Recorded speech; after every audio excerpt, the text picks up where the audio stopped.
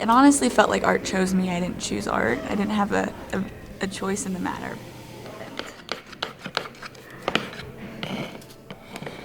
I know I definitely wouldn't be as fulfilled if I didn't have art.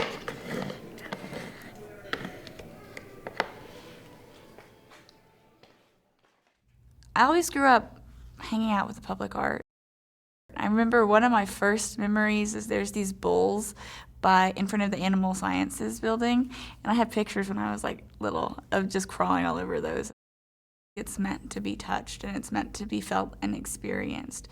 And even when I was little, I was encouraged to go and touch it and experience it. And you know, when you're little, you don't understand that you're different. You don't understand that you're blind. And you can come over here and touch it. It's supposed to look like it's grazing. And a great part of public art is you're supposed to touch it and interact with it. And so, yeah, have fun and pet it if you want.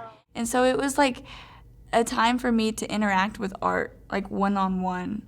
That didn't have to be like pulled out and special. Like it was just something that everybody could do. The first day on the job, I had to get a lime green handprint off of the runner's butt because some college kid put paint on her butt.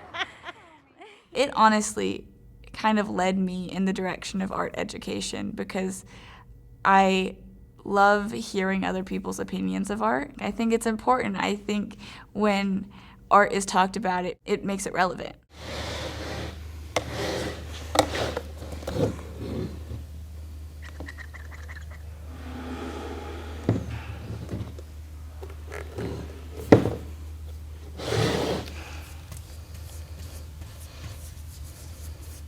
I think through every season, it's shown up in different ways.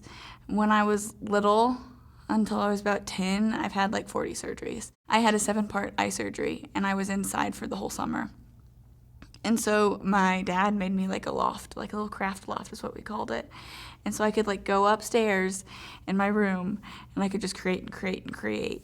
And that was healing because I couldn't go outside. I didn't have to necessarily create, but I could like sit with my stuff, and I could feel like I wasn't just hurting, or I could touch pretty things that I had. And so it's always been an outlet for me in one way or another.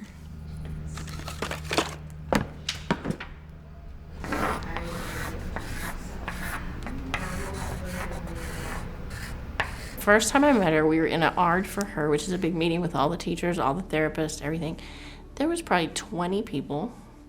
And poor little Scout, 6th grade, comes in with her mom and dad.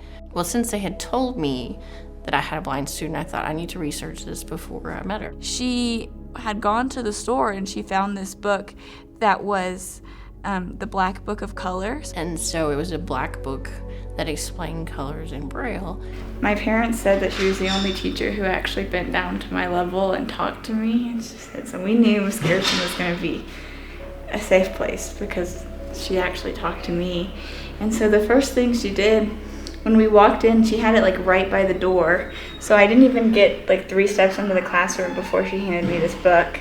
And so I gave it to her and we sat and talked, and she was just adorable and got excited. And that was my first introduction to Miss Garrison, was her like coming into my world, my visually impaired world, and like sharing art to me. I just knew we were such kindred spirits when she gave me that book, because I was like, she understands and she wants to understand, and she wants art to be a place where we can both come together and realize and love. So it was who she is as a person and also the subject that she taught that like really changed my life, honestly.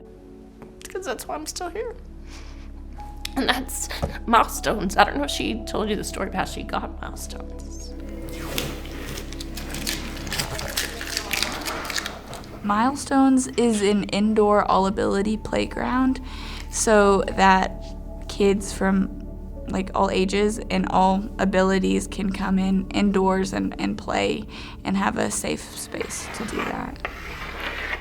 They called me and said they're going to name the art room after me. And I said, no, you can name it after me and Scout. And they're like, so I saw your mural. And I was like, oh yeah, I did do that, yeah. And she was like, how do you feel about painting more murals? And I was like, oh, I would love to. And then she laid out a piece of paper with the construction of Milestone. She's like, in this room, this room, this room, this room, and this room. So now I'm doing like 8-year-olds for milestones, and I'm like, it's an incredible experience, a tremendous opportunity that I couldn't pass up. I wished I had a place that when I was little and it was windy outside and I couldn't go outside and it was too bright, that I could still play and feel like a normal kid. I remember my dad graduating with his graduate's degree from tech. Influential memories about family are incorporated with tech. Also, if I continue to go down the road of helping people who are visually impaired, I have nowhere else to go but tech. It's always here, and it's always been here throughout my life, and it will continue to be here, because this is where the opportunities are for me, is through tech.